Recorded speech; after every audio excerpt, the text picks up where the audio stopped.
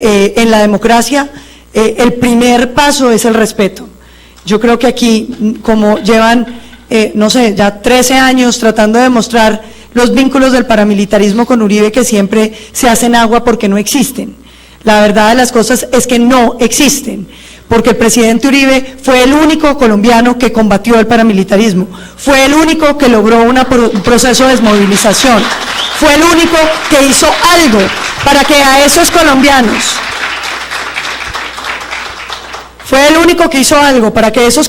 que venían siendo asesinados sistemáticamente por el paramilitarismo tuvieran oportunidad de no ser asesinados. Sin Uribe, aquí habría paramilitarismo, porque las altas cortes y las investigaciones no se hicieron sino después de que el paramilitarismo se desmovilizó. Antes de eso, nadie se atrevía a investigar el paramilitarismo porque lo mataban. Entonces yo creo que lo que hay es que estar agradecidos con un presidente que dio un paso que fue definitivo para la construcción de una paz duradera en este país.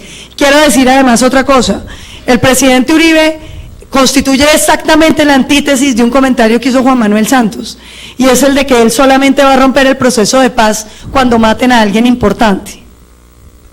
Ese comentario que hizo Juan Manuel Santos representa muy bien la Colombia antes de Uribe, donde había muchos colombianos de segunda, precisamente los que vivimos aquí en el sur de Colombia, que podíamos estar siendo asesinados, secuestrados, extorsionados y a nadie parecía importarle. Los discursos de todos los presidentes eran totalmente ajenos a la realidad que vivían los departamentos de la violencia. El presidente Uribe lo que hizo fue reivindicar la institucionalidad. Él no puso a ningún grupo paramilitar a defender, puso al Ejército Nacional a defender a los colombianos. Candidata, gracias. Bueno. Silencio, por favor. Para los amigos de Corrupción, súmate al no. Es lo siguiente, en Colombia hay muchos movimientos y organizaciones desde la sociedad civil que quieren hacer cosas, tienen un problema grande, y es que cada líder de estas organizaciones quiere ser presidente de la República o quiere ser senador. Yo, ¿por qué nunca he aspirado a nada, llevando tantos años en esta lucha? Porque el día que yo aspire, la gente va a decir, ah, claro, estaba indignado y recogía firmas y entregaba buitres de oro y toda esa cosa porque quería votos. A mí me daría mucha vergüenza hacer eso, y por eso nunca he querido tener aspiraciones, y puedo afirmarlo acá, salvo un proceso constituyente, nunca las tendría, porque eso es implosionar el movimiento desde adentro. Entonces yo les digo a la gente en manos limpias, si ustedes quieren aspirar, están en su legítimo derecho, tienen que irse en manos limpias, porque nosotros tenemos que respetar a la gente. ¿Qué pasó con el grupo de los tomates? Salen unos muchachos, echan 4 tomates en 3 ciudades, y al mes el tipo dice, soy candidato al Senado. Eso da vergüenza. Uno no puede usar la indignación como una bandera electoral, eso tiene que ser algo de corazón. Ustedes no saben, y me voy a venir acá de pobre viejecita a contarles la cantidad de tiempo y de plata que sacrificamos los líderes de este movimiento sin esperar nada a cambio, salvo dejarles un país muy lindo a nuestros hijos, a nuestros nietos, salvo empoderar a la ciudadanía a que entiendan la palabra dignidad, a que las futuras generaciones no se avergüencen, por lo menos mis hijos no se avergüencen de mí por no haber hecho nada y haberles entregado un país como nos lo entregaron nuestros padres a nosotros. Entonces, si ustedes no tienen aspiraciones electorales, la respuesta es sí, nos unimos. Y si las tienen, pues legítimo, sáquenlas, pero no hagan lo del tomate, que lanzan una campaña y dicen, vamos a indignar el país, somos los indignados, y tanto que al tipo no le dan aval, y entonces se va al partido de Serpa. Entonces eso no se hace. Yo creo que la indignación no puede ser una bandera electoral. Gracias. Vale, un pequeño paréntesis antes de dar la palabra, y es silencio, por favor. Y es una invitación a pues a que nos quedemos conversando. Claudia López nos había comentado desde antes del evento que tenía que partir en este momento. Entonces yo quisiera invitarlos pues a dar un aplauso de agradecimiento a ella, como a los demás invitados.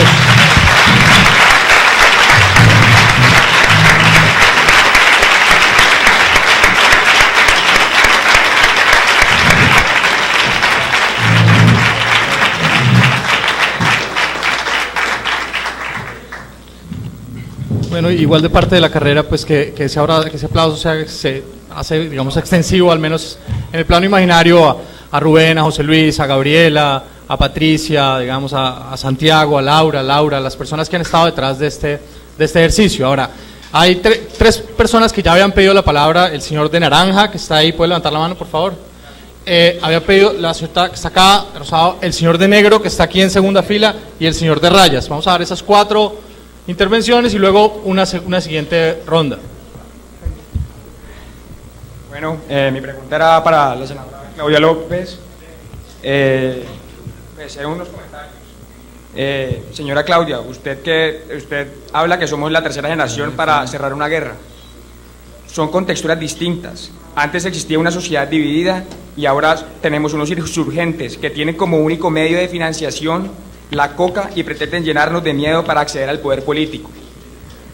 A mí en realidad no me importa, o sea, obviamente me importa, pero lo que más me importa a mí del proceso de paz no es la impunidad, sino la participación política de unas personas que para mí, a mi modo de ver las cosas, en mis 24 años, no han sido parte de la sociedad colombiana.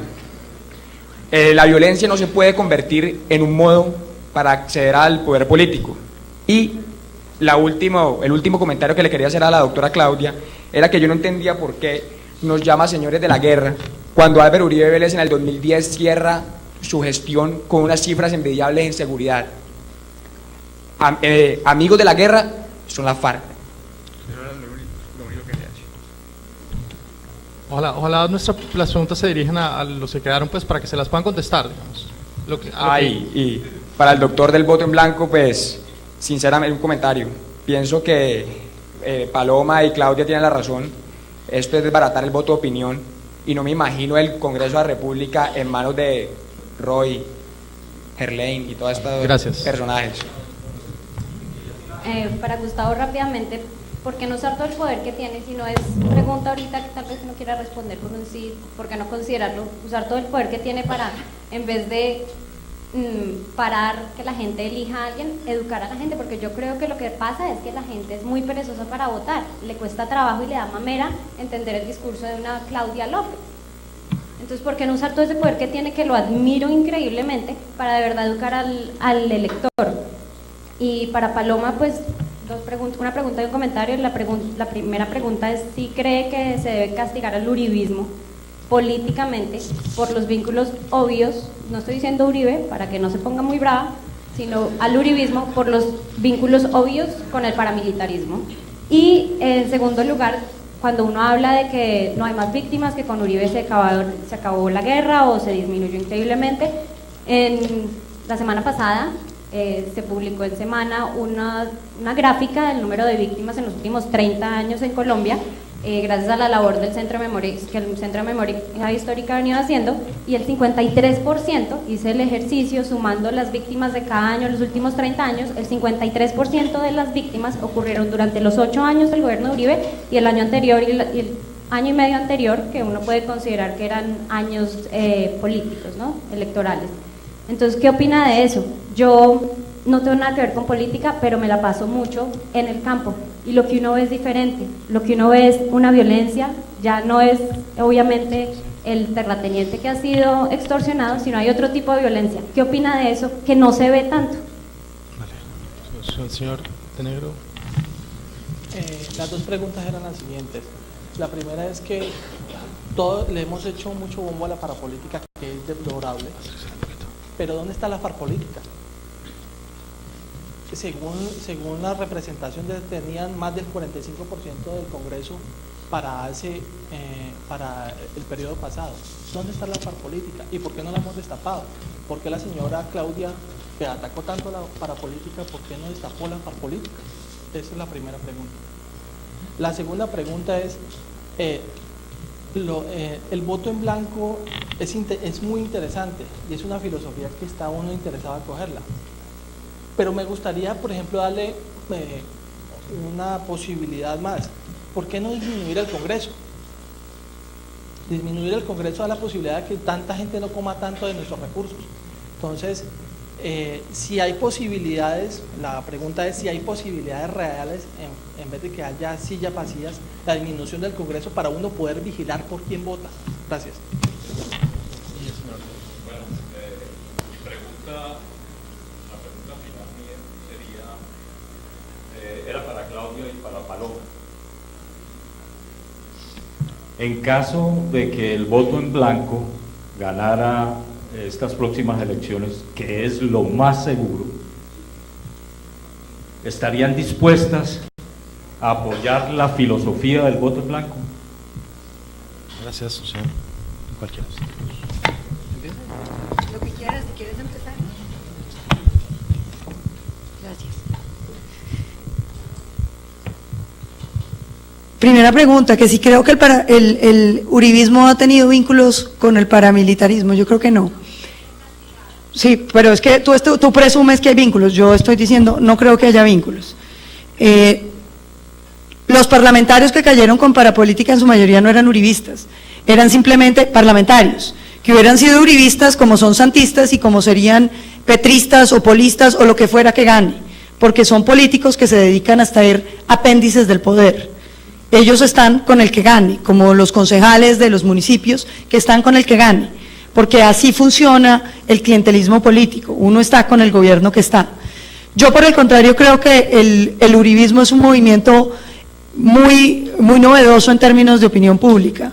Decía Claudia López que es que ella cree que el caudillismo no genera instituciones democráticas, y esa es una discusión teórica que es muy interesante. Yo creo que sí, yo creo que sí.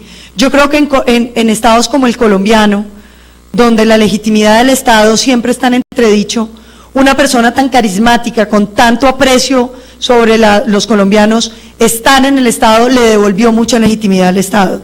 Yo creo que él está usando, por ejemplo, su carisma político, lo que lo quieren los colombianos, para elegir gente que no representa el clientelismo político.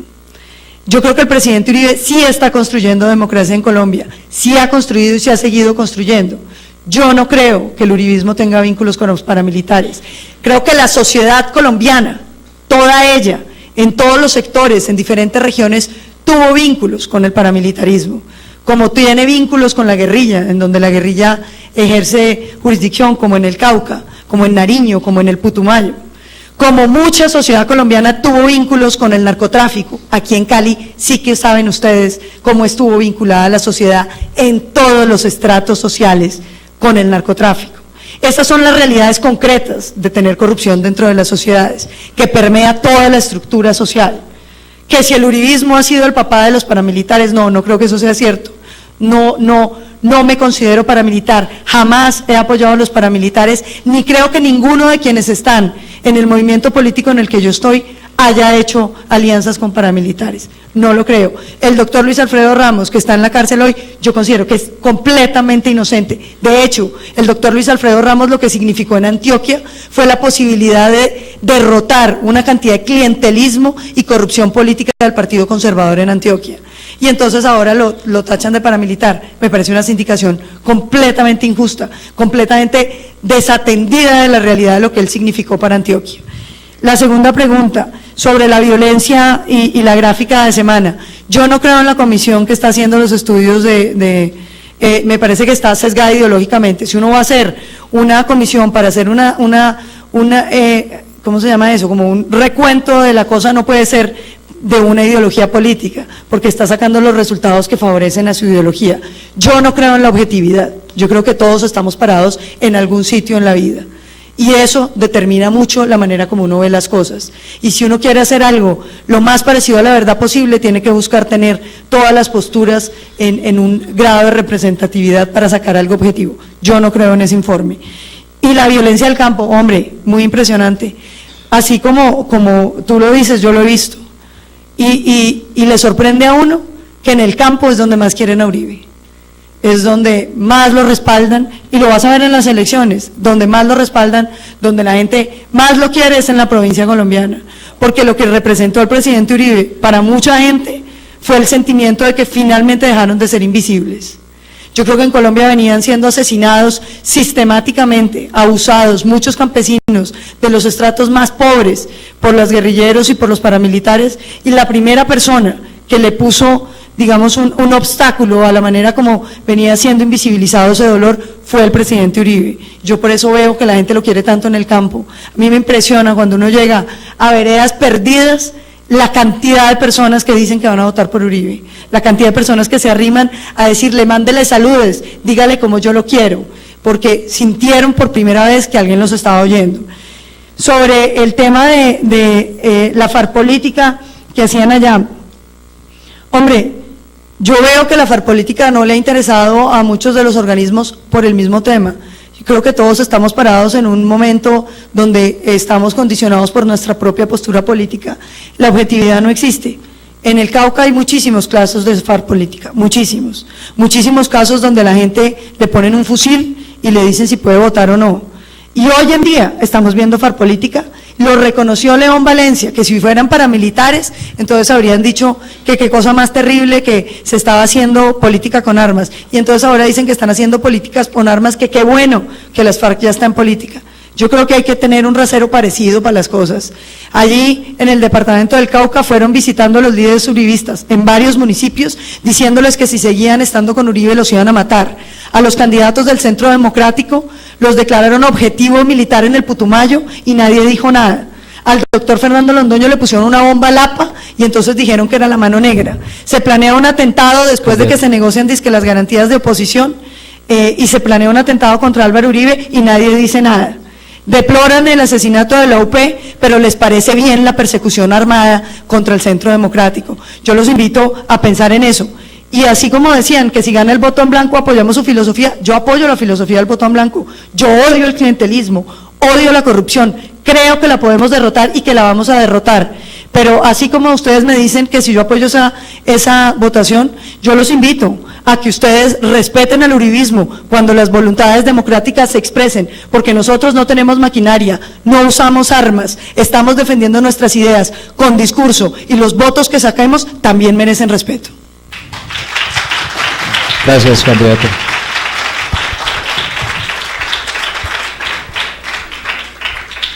Bueno, para tu pregunta de por qué no usar ese poder para entregar pedagogía política, que es una de las tareas de la política, es hacer pedagogía sobre los males que aquejan a la democracia, ¿no? Sobre todo el clientelismo y la corrupción.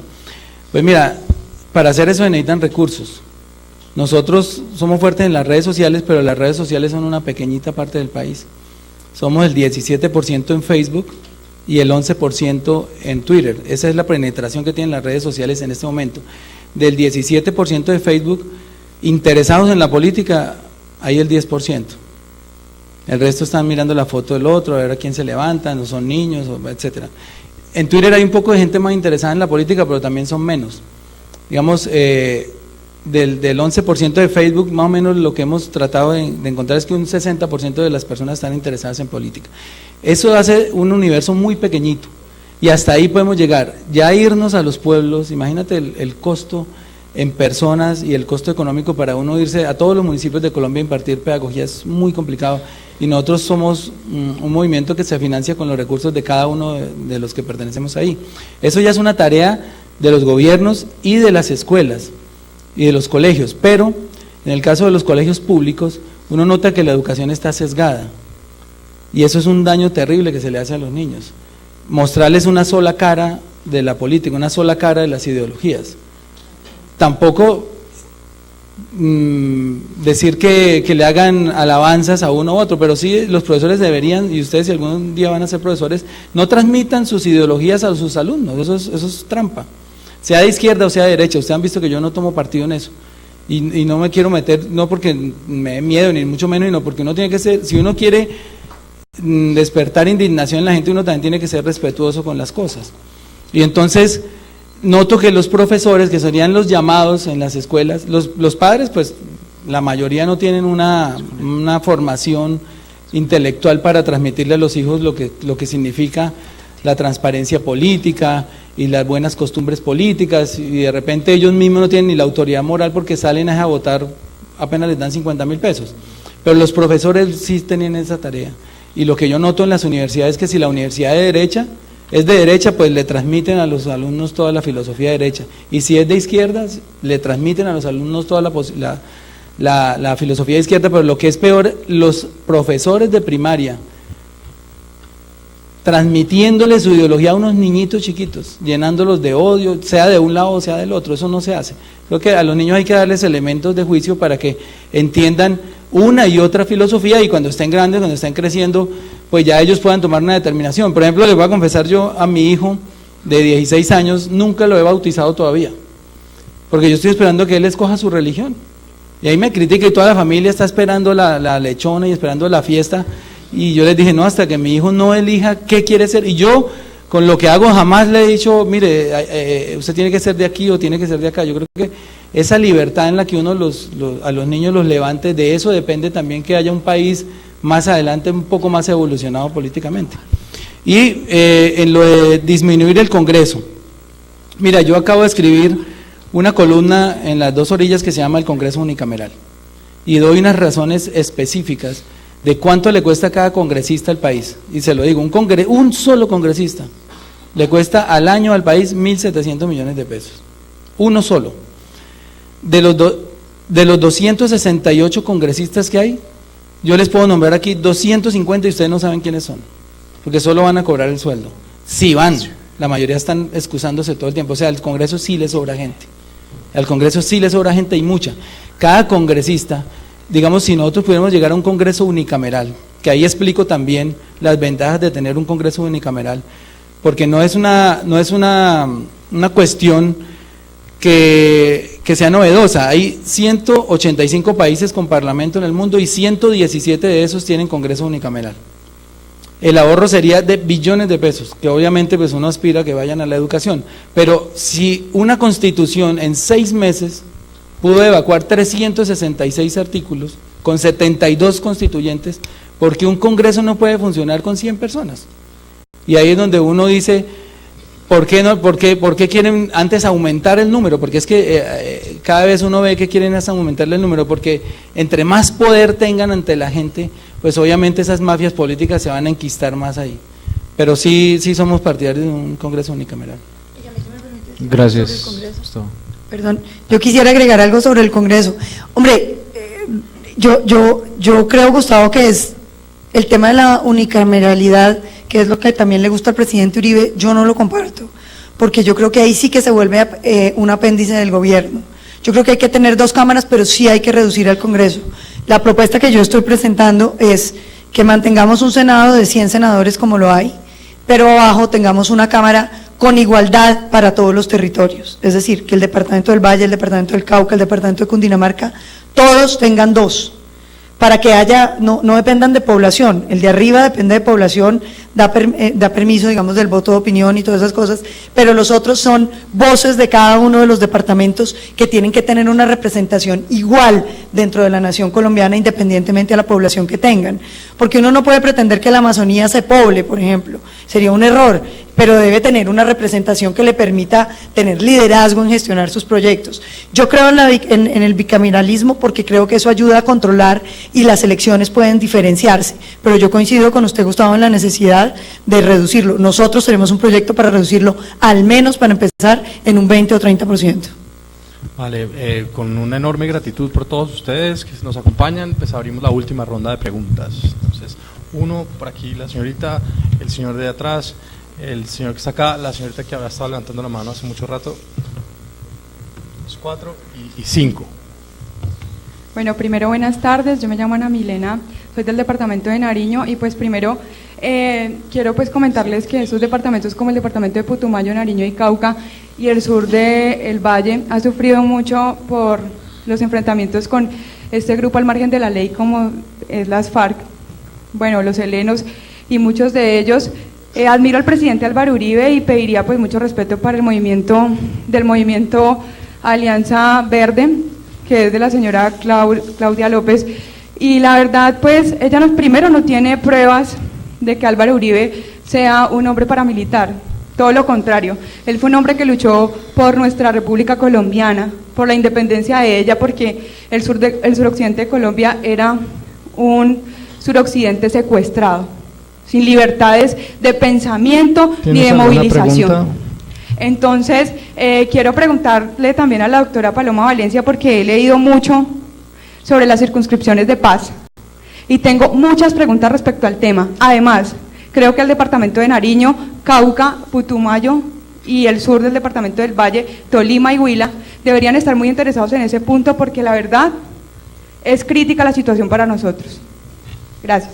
Vale, gracias. Había alguien que me ha pedido la mano. Sí,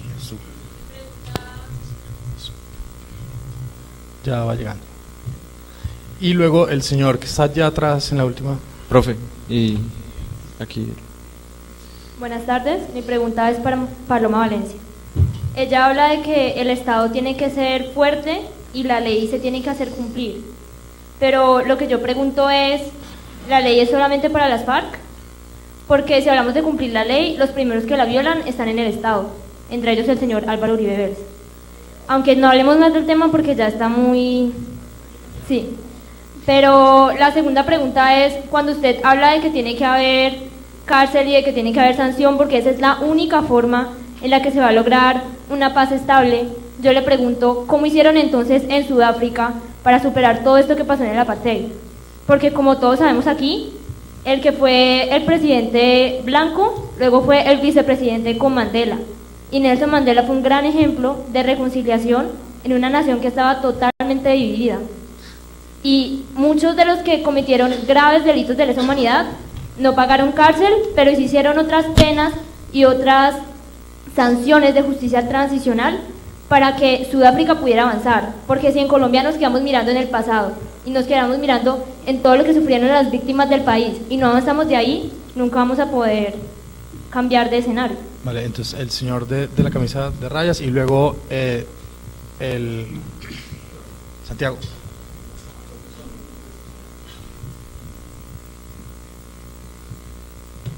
Gracias. La pregunta va para Paloma Valencia. Ya dejemos de hablar de la presunta vinculación del señor presidente Uribe con el paramilitarismo, porque eso no nos va a llevar a nada. Vamos a otras cosas. Todos reconocemos el talante que tuvo su administración durante 8 años para enfrentar los problemas de orden público. Sembró principios de autoridad y puso a los delincuentes donde correspondía. Pero hablemos de otras cosas. ¿Por qué no hablamos de infraestructura, carreteras? ¿Por qué no hablamos de salud? ¿Por qué no hablamos de aspectos laborales? ¿Por qué no hablamos de aspectos pensionales? Reunidos todas esas cosas, yo le pregunto a Paloma, ¿por qué volver a creer en el señor presidente Uribe si en esos temas hubo tanto que aspirar y no se pudo concretar? Gracias.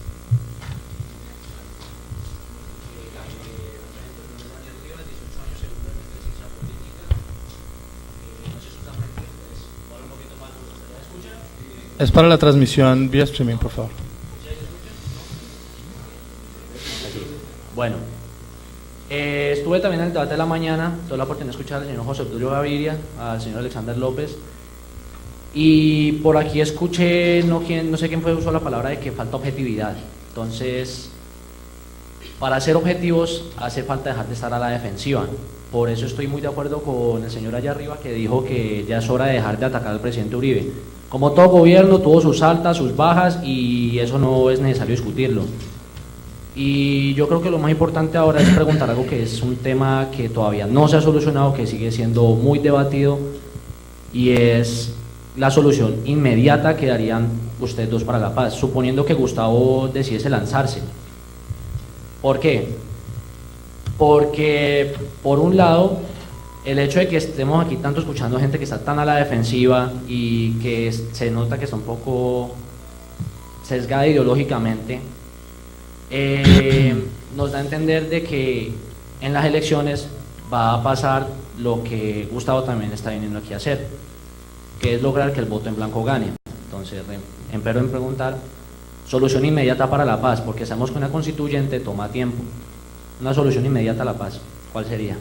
Y la persona que era el señor abajo. Listo. Ya terminamos. Muy buenas tardes, la pregunta es la siguiente para nuestros panelistas. Perdón si me hago un poquitico más extenso. Pero no tenemos tiempo. No, solamente es cortica. Vale. ¿Verdad? Bueno, en palabras de Jaime Garzón, decía que el problema de los colombianos es que no sabemos quiénes somos. En tiempos de Jaime Garzón, los ricos eran ingleses y los pobres eran mexicanos. En tiempos modernos, en tiempos demagogos, en comillas, los ricos se creen japoneses, son dueños de la tecnología, y los pobres nos creemos haitianos. Tenemos en la cabeza la pobreza metida, somos pobres porque no tenemos lo que tienen los ricos.